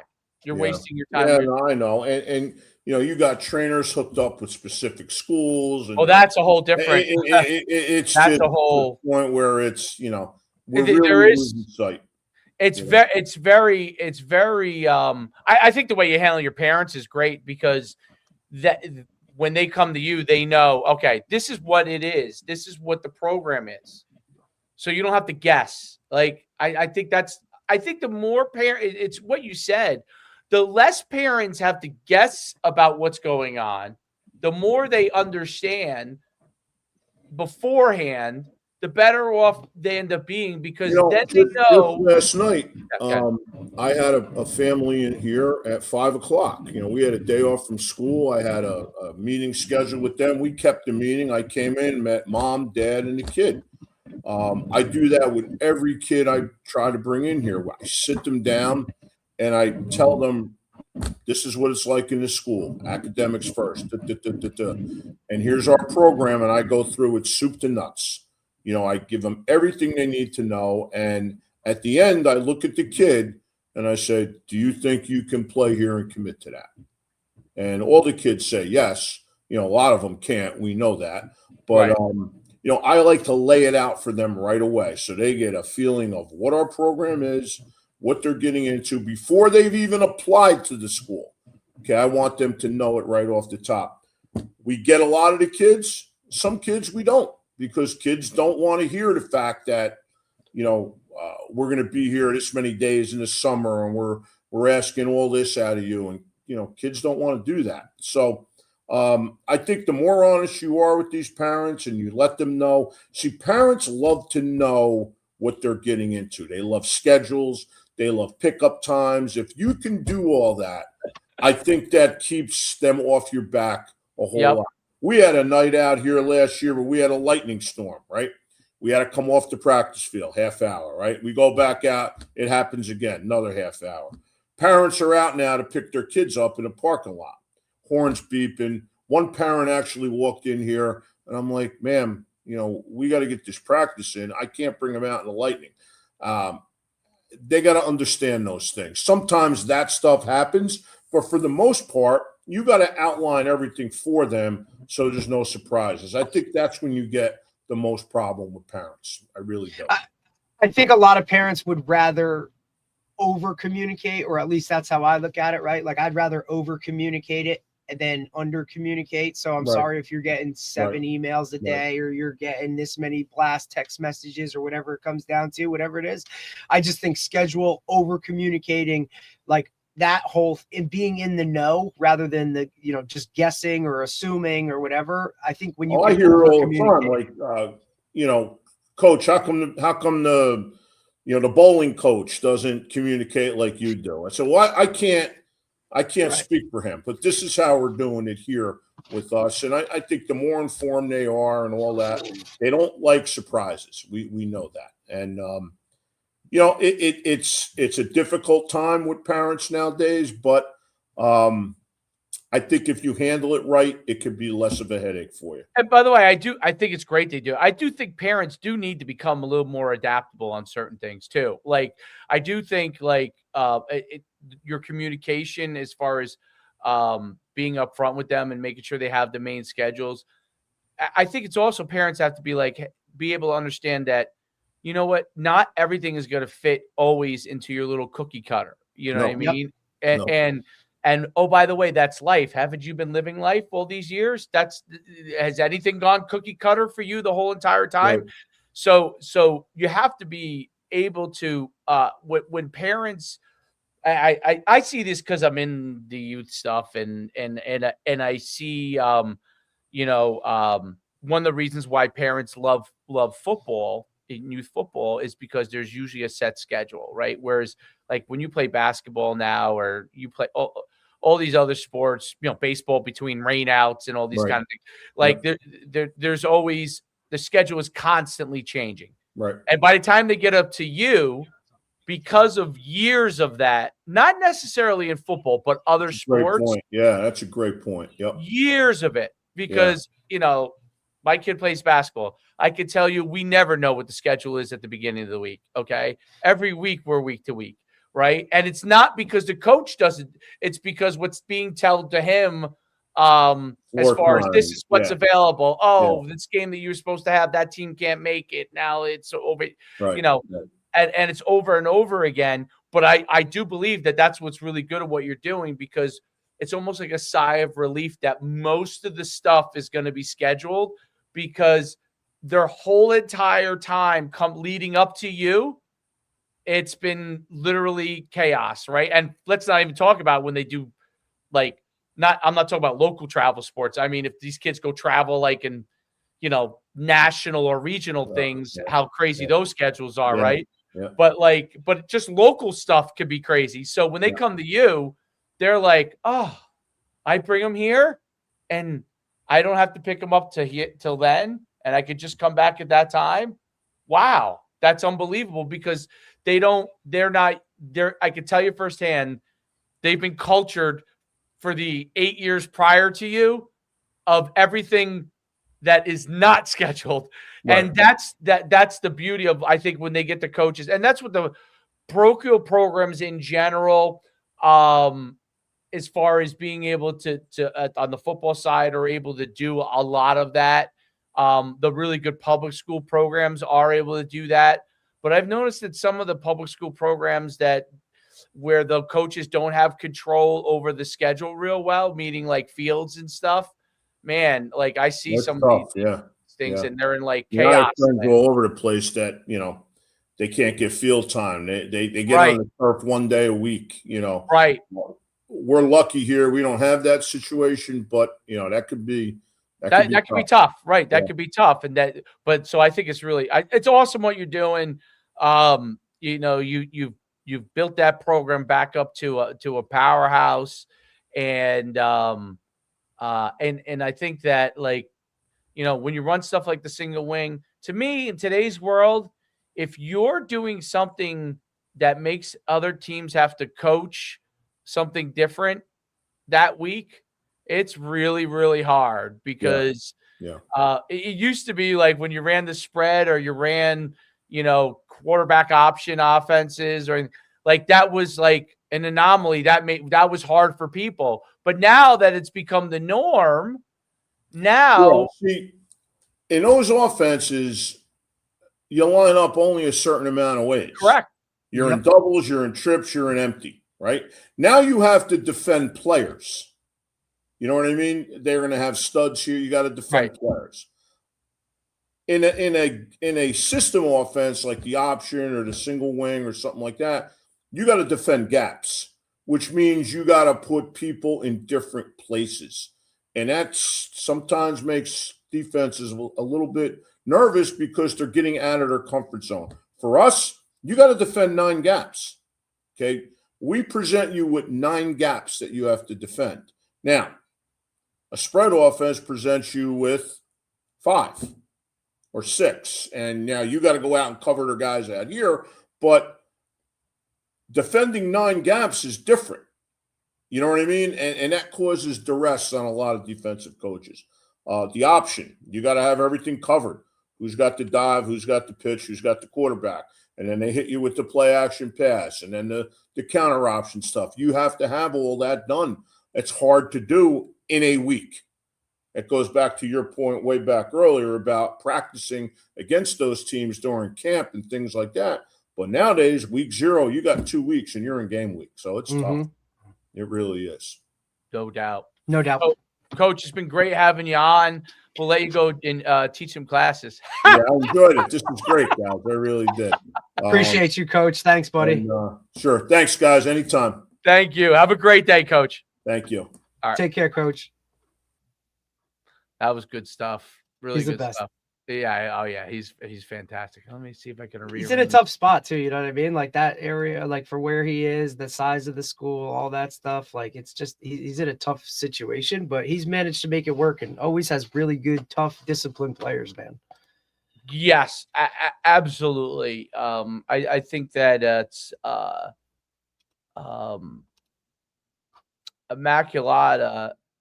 They're in a sweet spot area, which helps them, even though they're a smaller school. Like there's not that many options around there, so that's the good thing. But also, obviously, if there's not that many options, that also means that your population is probably less too in that area. So it's probably the public schools are probably more regional. So that means you're driving to a school. But he's done a really good job of building it up. Listen, if you're in New Jersey and you're in a parochial school, like if you could figure it out, you could potentially have a good situation if you have a good situation at that school. Some parochial schools are most of them are really great schools, but some of them may not be. Immaculata is a good school, so right. So that makes a difference. I mean, to me, like when you look at parochial schools, like there are schools that you say, yeah, I would, if you were a coach, that'd be a great place to coach. And then there's some of these smaller parochial schools that are like hanging on by a whim, And like even if like Literally. even if you turned it around, what are you turning it around for? Right, because there's still a whole nother population that has to come into the school itself. You know what I'm saying? Like that's difficult. You know what I'm like? It's Well, not yeah, easy.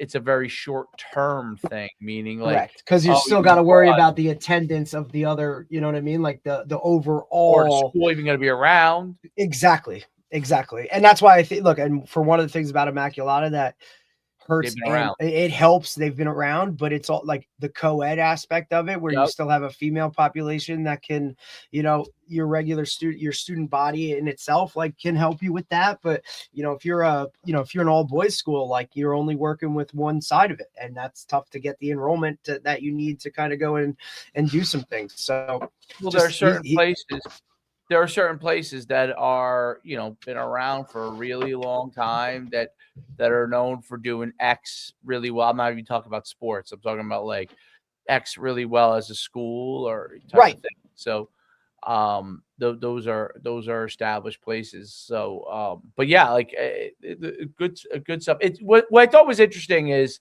he really is old school.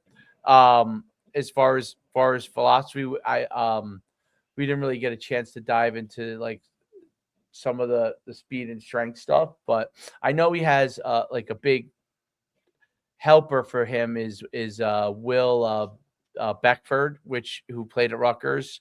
He has a training facility near there, and I think his kid may go to his school.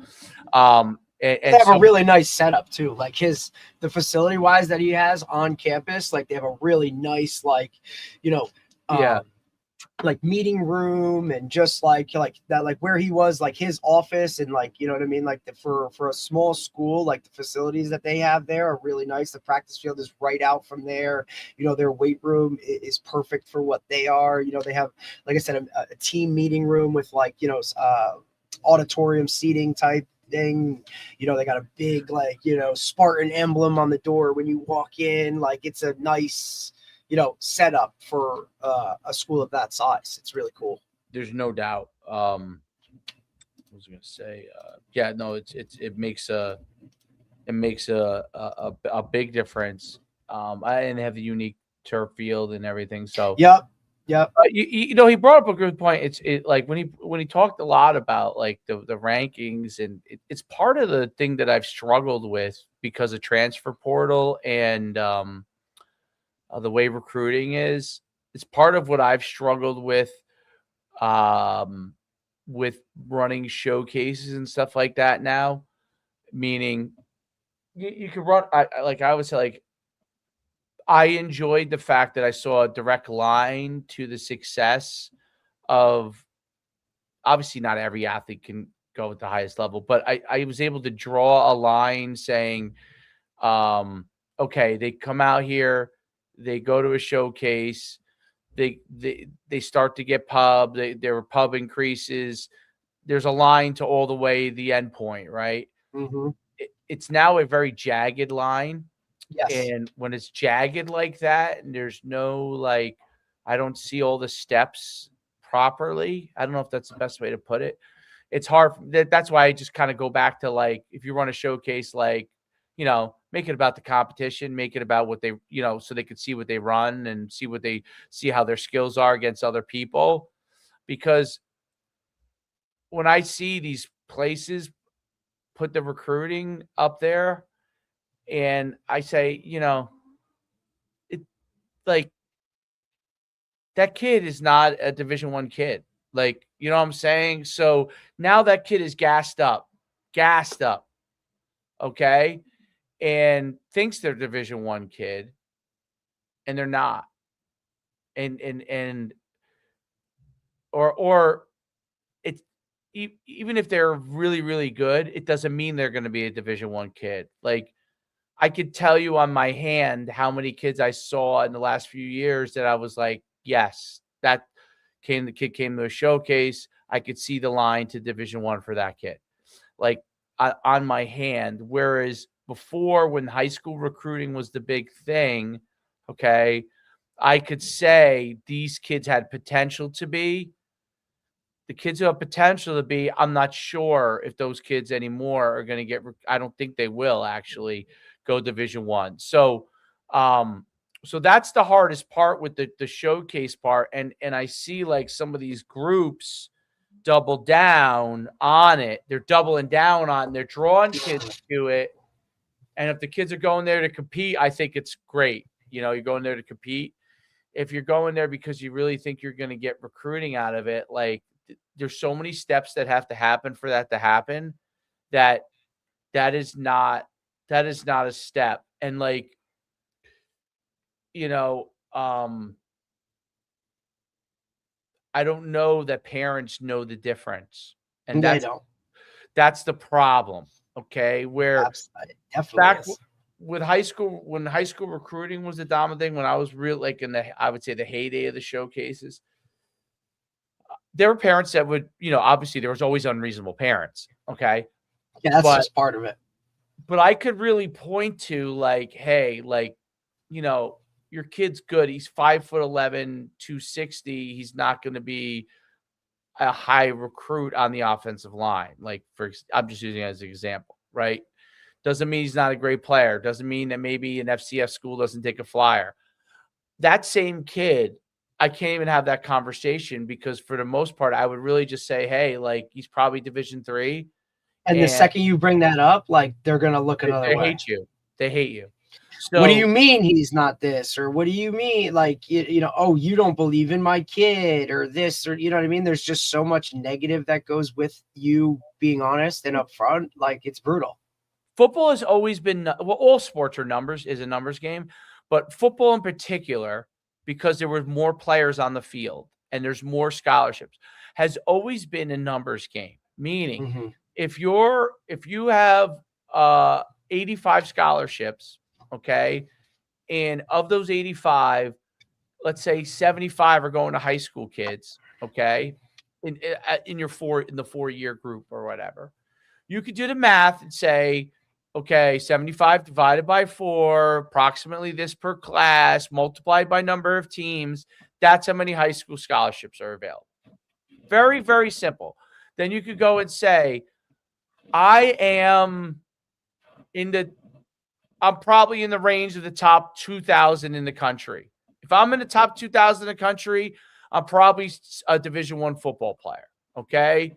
If I'm in the top 3,000 in the country, meaning I'm in that range of players, I'm in the borderline area. Okay. Now, if you're top 2,000 in the country and they're only taking 10 Division I kids, that means that only 1,500. Now you're in borderline FCS area. It's a numbers game. It's a numbers game. So that's where I've gone to the point where it's a lot. If I know you're in the top 500, you're probably safe, right? You're probably a Division I player. If not, guess what? You may not be safe. You may not be safe from that standpoint, and it hasn't changed as far as your ability. Right. It has not. It's just something that's out of your control. Right. It has not changed. Your ability did not change. What the market changed. That's why I sometimes bring up the whole. I bring up that story of how my recruitment went, where I didn't know at the time, but I was actually borderline Division I guy. When they dropped it from 95 to 85, I then became a complete borderline guy and was probably going to go FCS, which is what I went, right? That changed that dynamic. All right. Yep. And so if that had been 3 years earlier, would have been different. Like, oh, Dave went here or went here. If that dynamic, it's a numbers game. And so parents, and it changes like year to year, or certain programs might look at it differently, right? Like we need more guys at this position or that position type of thing. Like it's just every program is different, and right. The but structure you need to know of the numbers. You need Correct. to know the numbers because the number of overall players playing college football might have actually increased, but it's where those opportunities are. So exactly, you have to figure that out. And that's really, really for parents. And I just think about it as now that I'm in it, I see why parents have such a hard time with it. Right. The reason why parents have a really hard time with it, it's not even the financial investment, it's the time invested. The time invested, it's like, you know, the money probably was a big deal in the beginning, but now everybody just spends money. That's just how it is. Yep. But the time, meaning that's why I always say, like, you know, if you're playing on a national 7-7 team, I would like to know what's the reason that you're doing it. If it's because you want to travel, okay, I'm okay with that. If it's because you want it, because you know, you really want to see players from different areas, I'm kind of okay with that. If it's because you want to get a Division I scholarship because playing against better players is going to get you that, then that's a dumb reason. Okay, so like the first two are reasonable reasons to me. Okay, they're reasonable reasons. Everybody has their own reasons. The other reason is a reason that is a pie in the sky reason. Okay, because there are plenty of good players within the area you are for the most part. And if you dominate those players, it's not going to be very different because it's still 7-on-7. It's still not tackle. Okay. You're still not hitting somebody. I can only see I can basically see how fast you are, how high you can jump. Okay. Against other competition. There's value in it, there's no doubt. Okay. And I could see what your quote unquote athleticism are. Are you a freakish athlete? Now, I could see that as long as you're facing good competition, even regionally. Okay. Nationally, oh, yes. Oh, I lined up against so-and-so going to Alabama. Okay. And I jumped and I scored a touchdown over him. Well, the question then becomes, what was his responsibility in that defense? Right. There's a lot of other questions that we got to ask to get answers. How hard was he going is a legitimate question in 7-on-7. There are some kids that are effing around half the time. Okay. And there's some, you know, it is tired. And in all fairness to the kids, it is exhausting. So you might take a play off. And honestly, you know, like you want to play hard, but when you play 6 games, like your body cannot go 6 games full speed every single play. So right. It's why that championship game sometimes usually ends up in like a blowout. If that team that's, you know, like if you just don't have that level of talent of like, we're done. Like we only have 8 guys here and, you know, this is our 7th game. It's like, so there's just a lot of questions. Yes. There's a million. Right. And sometimes people don't want to hear that. No, they don't want to hear it. Cut and dry. And it's not like that. It's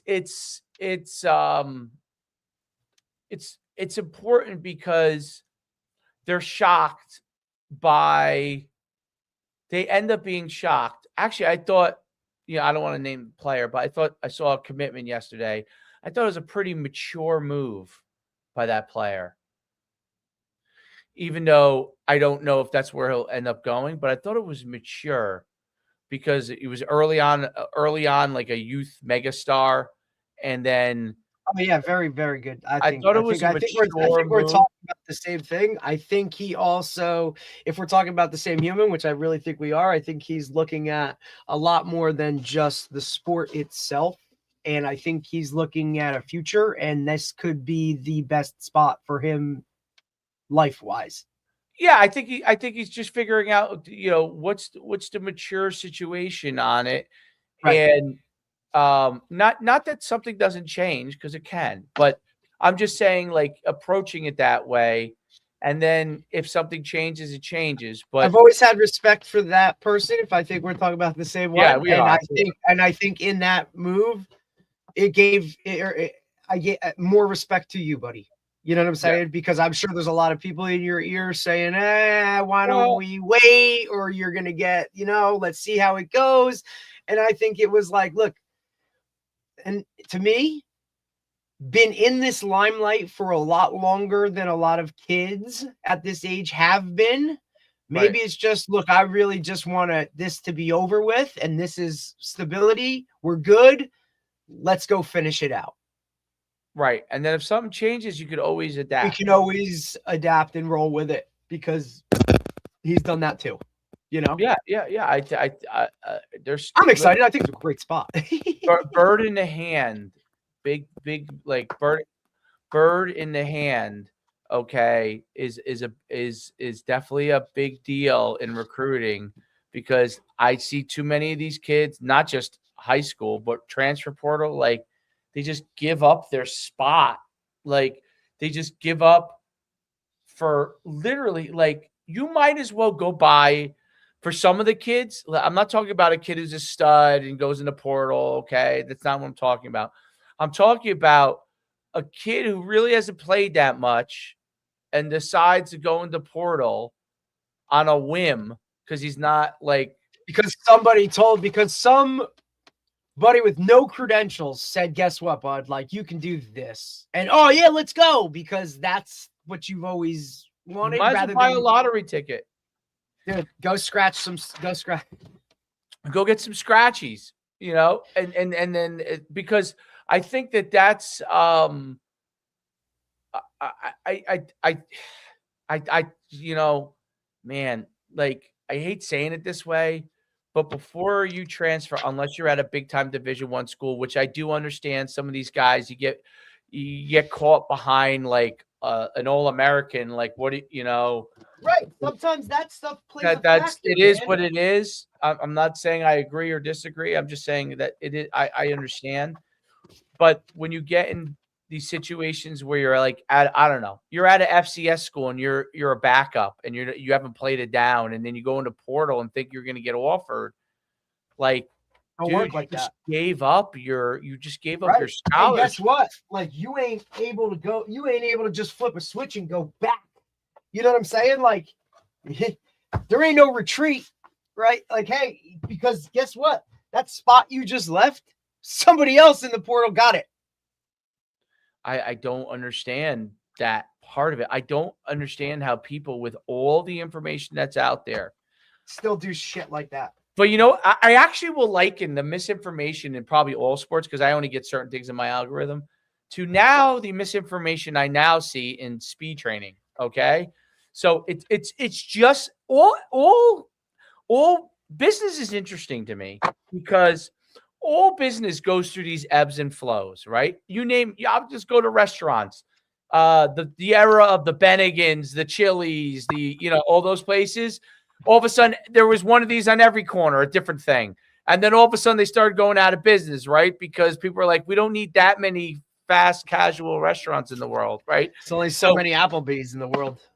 Right. So combines, right? Like there was a 5-year run where I had very little competition. We were killing it. Then all of a sudden, there's one on every corner, right? And I'm like, do we need a combine in every corner? Probably not. It goes through with every single thing.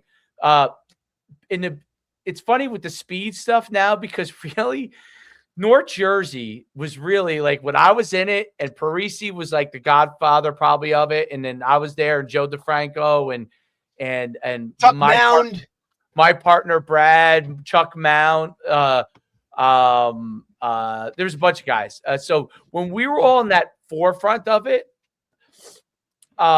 it became one of the reasons why I jumped out of it was because I thought it was just too oversaturated in there. And I was like, I just don't want to be in an oversaturated thing, constantly trying to explain why I'm different when parents can't understand. That's why it's good to be first in a lot of things. When you're first, they see, you become the forefront of it. That's kind of why I've always been trying to be in a push to be in front of things and not in the behind of it. But then you get to I see it in the speed thing now nationally, right? What I've seen now nationally is what kind of went on locally with the speed training when we were in Bergen County, Passaic County, and maybe Morris County, right? That's now nationwide. Like Tony did a great job with the Feed the Cats. Now it has spawned every person is a guru in sprinting in some different way. And it's like without having to maximize. Yeah, it's like, and look, he says all the time, right? Like, hey, I've been doing this forever and I just got popular. Right. Like, I mean, I was, it's funny when I talk to people like Tony, to me, is behind where I was on certain things back in the day. So like some of the things that we were doing. Well, we were doing this. Parisi was doing this in the '90s. Some of this stuff. I was doing it in the 2000s. Joe DeFranco was doing it in the 2000s. You know, Ben Tonin, who now owns a down in South Carolina, like a boating company, like where, you know, totally different industry, but he was at the forefront of it in the 2000s. And you know, and so it's interesting now how but each industry goes through those kind of things because people see, wow, and social media has allowed this. I could become really, really popular by spouting revolutionary ideas, and some of the revolutionary ideas make sense, and some of them, like I see some things that like I just laugh when guy gets on, is balancing himself on two things. Oh, dude, like, some of that the are things rolling, these guys do. like Some of the things these guys what do do. I need? Why do I need to be able to balance on something that there was a higher likelihood of me breaking my ankle on this Literally. thing than me actually getting anything Like, out I'm of not it? sure that reward is worth the risk. It's crazy. It was like when I used to see this. There was a time where back in the day in the speed training, strength training, where guys would get on the you know, the ball, the big ball, Yeah, the Bosa balls. the circle one, not the half one, but yeah. So they would do squats on the top of it, and I used to always be like, "What's the point in that?" Like, just wait till you fall off this thing. Yeah, what? You could break an ankle. The weight could come off and go flying and hit you or a bystander. Like what is the actual gain that makes such an athletic difference? What are you doing? Yeah, this is not going to help you score more touchdowns. It is like, what are you doing? It's funny. I mean, Coach just talked about it. Statistics, right? People are obsessed with statistics. Like, that's, you know what I mean? Like, it's just. You could stand there and I could put pressure on you physically with my hand and get the same effect. Like, why would I want to risk injury to do? So these things start to become more and more of a thing. But I sent you a guy. I think you follow him. Yeah, I already did. I already reached, and I've reached out to a bunch. I sent him another email and another message today. So hopefully Fred Duncan will respond. I think he will. I posted a couple of the things that he think I liked, and I saw that he. That's usually something I do too. Is I'll just like either like or repost like again, or I'll like, you know what I mean, like unfollow and follow again type of thing. Like, hey, make awareness. We want you to know I got some tricks. I got some tricks to it. Yeah, we like what you're doing. We want you to be aware. We like what you're doing. Like, hey, guy, like, let you know, like, hey, I got a couple guys here, or I'll just, you know, somebody that knows them or has had contact with them, like, hey, can you do me a favor and reach out and, you know, let so and so know that I'd love to, you know, have a conversation and shit like that. What I think I'm gonna do, I have a million things I have to do, but I'm gonna write this down right now. I just thought of this, and I actually should do this, and it won't take me that. Actually, it'll take me a little bit of time, but I should just make like a general website for the podcast. You know, nothing. I mean, I can make it probably pretty quickly, and then put all the guys we've had on. Oh, buddy. You know what I'm saying? That would make your job easier. Listen, all I have to do is share it. I have it broken down, you know, name, position, if you have them all, state, I'll have everything. I'll just share. Yeah. Send it to the list, because you know what I'll do? I'll take that. Dude, I'll build the site, and that way, you know what it will do? It will. I mean, I have it broken up by, you know what I mean? Like, you can. It's all. I got their name. Like, it's You broke up by category. I kind of have it. It's just very general, but like, you know, guys where we did like specific breakdowns on stuff are highlighted a certain way, or if they've been a repeater, like they're highlighted a certain way. It's divvied up, like, you know, like it's broken down by each year and how we've done, you know what I mean? Like who came on when. And I mean, I've literally have day of the week, like when they've been on. I'll put that. Yeah, I can share. I'll put that on a website, because I think that also like for people to go to reference wise, and then I could put the playlist of our videos on that site. Yep. And, you know, just embed it, and that way they Yeah, can. it's cool because then they can go like, hey, They like can just on go, do their you own wanna time. Yep. Like, hey, you don't like if you want to. You don't have to go to the YouTube page. Right. You don't have to go look for it. You can just go right here and find a show, and bam, it's right there. Yeah, because once they see names like, and I'll put in even all the names from like even when I was doing some of these, just all the people like we, you know, even Jeff Christensen, like we've had everybody, like almost everybody. I mean, we haven't had Urban Meyer, but maybe that will get us down the line, like some of those guys, because they'll see all these other names. They'll know, like all the guys that we'll have on that list, all these big time guys will know some of those guys because they'll have had them in, you know, they'll have talked to them, you know, Dude, most of them are in the same circle. You know what I mean? Like you go to one of Yeah. Tony's track football consortiums, like of the 13 guys speaking, 10 have been on our show, or 11 have been on our show, or 12. Sometimes we're just spot on, and they all talk to each other.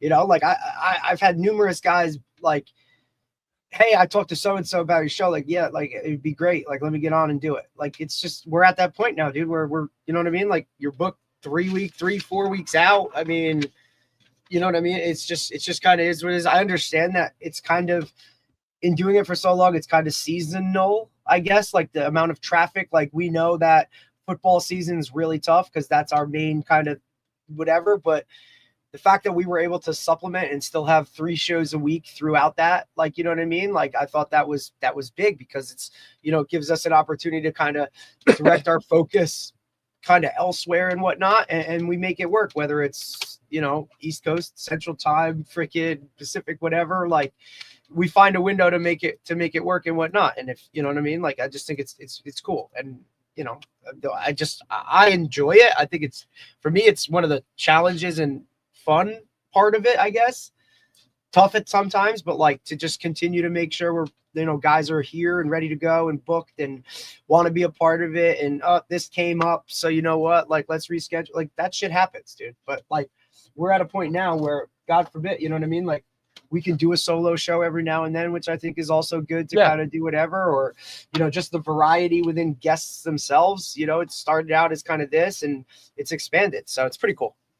But yeah, I just shared it with you, so you have everybody on it. Right? Oh, perfect. Yeah, because what I'll do is I'll make that, and I'm trying to think. I might be able to get it where I can put it into categories too. Like, okay, you know, and that way people can right. see. And I have it labeled pretty specific. You know what I mean? Obviously, I made you an editor on it, but like, you know, it's, you know, where the, you know, it's, are they a head football coach, offensive coordinator, defense coordinator? Just like I tried to make that as specific as possible. I mean, you could, you know, strength and conditioning guy, speed guy, sprint, you know what I mean? Like I tried to make it as specific as possible, but we can come up with those categories and do all those kind of things too.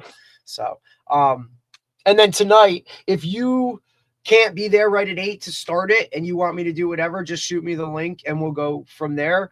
I'm excited for you to talk to Jerry, buddy, because just like, you know, your worlds are literally in it saved to talk. I will be. It'll be okay. It should be good. Today we don't. Today, who knows? It's a snow day. I don't have. No, I don't have. I don't think I have any. I don't think I have any games today. So, so yeah, I should be here. I should definitely be here. So awesome. Cool, man. All right, man. Talk to you in a little bit. You got it.